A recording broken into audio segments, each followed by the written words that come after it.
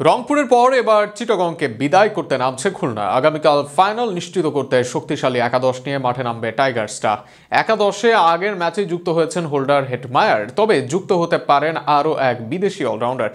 সেক্ষেত্রে চট্টগ্রামের বিপক্ষে আগামীকাল কেমন একাদশ নিয়ে মাঠে নামছে খুলনা তা নিয়ে থাকছে প্রতিবেদন।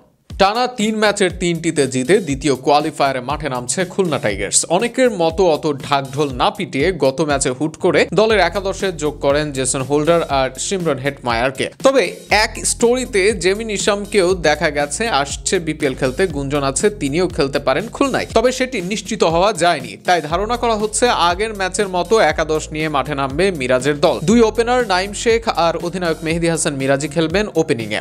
গত ম্যাচেও দারুণ করে টুর্নামেন্টের সেরা ব্যাটার হতে যাচ্ছেন নাইম শেখ।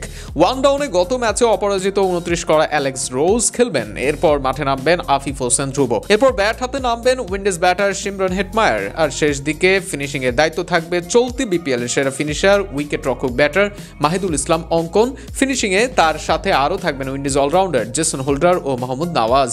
এদিকে দলটির বোলিং ইউনিটের সবচেয়ে ভালো দুই পেসার হাসান মাহমুদ ও মুশফিক হাসান হোল্ডারের সাথে জুটি গড়বেন তারা। এদিকে নওয়াজ মিরাজের সাথে স্পিনে বাজিমাত করতে প্রস্তুত নাসুম আহমেদ।